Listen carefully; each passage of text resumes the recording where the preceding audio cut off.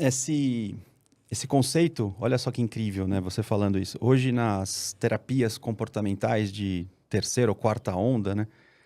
Você tem a terapia de aceitação e compromisso. E uma Sim. das coisas que eles falam, quando você vai pegar um paciente com transtorno de personalidade, né? Que responde muito pouco, adere muito pouco aos tratamentos, uma borderline, por exemplo, que tem muita oscilação emocional.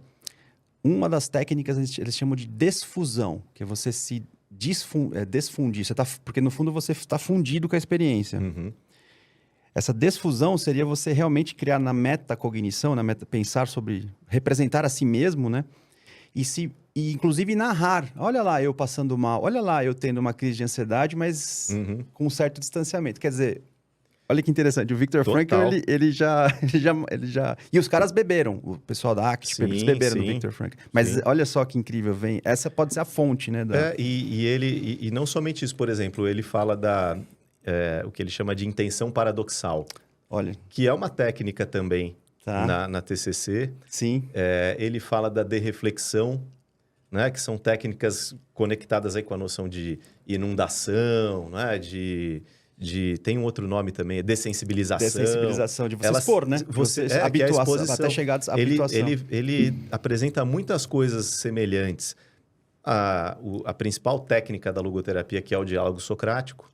Sim, não tem jeito. Não tem jeito. E Terapia aí não tem jeito. É todo mundo. Todo mundo. Aí é o Sócrates, né? O Exatamente.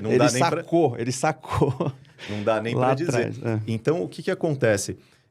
E isso, acho que, veja, desde o começo, ele estava lá com Freud, depois ele estava lá com Adler, depois ele estava lá estudando fenomenologia. Então, eu acho que isso fez com que a logoterapia nascesse com esse DNA de abertura. Sim. E ele fala, não existe nenhuma escola tão antidogmática quanto é a logoterapia. Que incrível. De você estar aberto ao que outros... Ele fala literalmente isso. A gente não pode desprezar, ele diz, as contribuições de pessoas como Freud, como Skinner, como Watson. Até a linha americana, né? A linha americana. Né? Então, ele admite isso. E ele faz da sua teoria... Eu gosto de brincar que ela é uma plataforma aberta.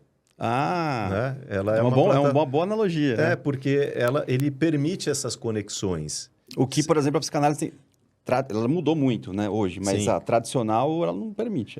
Ou muitas correntes, assim, Arthur, às vezes a gente vê hoje em dia o pessoal com um olhar meio de desprezo a outras coisas. Sim. Né? O que é um tanto quanto absurdo. E ele não tinha isso.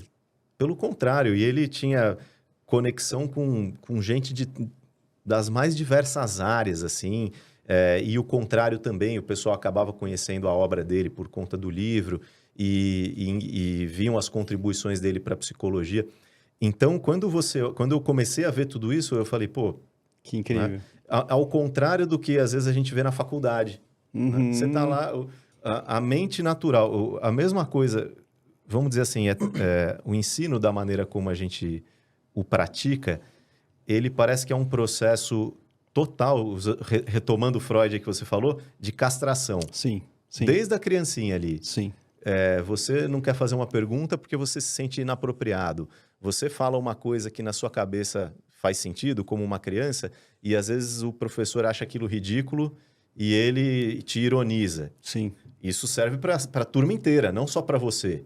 Sim. Você não pergunta mais e os outros que estão do lado também. Não vou falar. Eu não vou falar porque eu vou levar. E continua. E na faculdade de psicologia é igual. Sim. Porque você começa a estudar a natureza humana. Aí você ouve falar do Freud. Aí você ouve falar do Skinner. E de repente, na curiosidade natural de qualquer estudante, em algum momento você fala, caramba, eu acho que isso aqui tem a ver com aquilo. Aí você pergunta. Aí você, né, inocentemente, levanta a mão ali no primeiro semestre, no segundo, e resolve perguntar. O que te acontece? Você é massacrado. Punição, Você é massacrado, né? Você passa papel de ridículo. Sim. E você ouve o tempo... Não dá. Isso. Se você fizer isso, você vai ser um mau profissional. Isso é um absurdo, e etc. E eu sempre discordei disso. Por quê? Porque na religião, que é a minha área de original... Eu sempre vi isso e nunca gostei também. Também tem aquela essa história. Questão, na religião é apologética pura. Ou é isso ou é aquilo. Não deixa de ser... É a mesma coisa com outra roupagem, né? E mais ainda, porque aí entra a questão de salvação, Sim. né? A questão de... Não é só uma opinião diferente. Não é só uma Você vai opinião. ser condenado... E eu sempre achei aquilo uma coisa tão absurda, assim, porque eu sempre gostei muito de estudar os teólogos católicos, por exemplo, Puxa. e eu como protestante, mas por que não?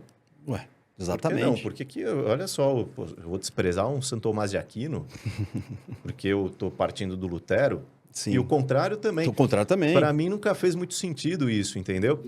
Aí eu caí na psicologia, falei, a mesma coisa, não é possível. Não é possível. Na religião ainda vai, né? Porque Sim. é dogma e tal. Sim. Agora, na psicologia... Mas eu guardava aquilo ali para mim também, porque quem sou eu, né? Para falar. Não. Só que a hora que eu li o Viktor Frankl falando exatamente isso. eu falei, puxa, não tô doido. que legal. Porque tem um cara que é um gênio Sim. que falou isso antes. Sim. Então, e ele fala, e mais, que a teoria dele é aberta à própria evolução. Sim. Isso eu Então, já vi também. ele agora, olha que coisa interessante, né?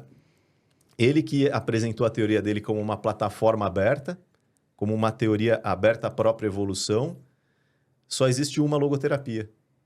Engraçado, né? Agora, as outras correntes que são tão... Elas se fecharam e não, Você tem não várias. evoluíram. Você tem ondas diferentes, você tem psicanálises diferentes. Talvez o segredo seja esse, né?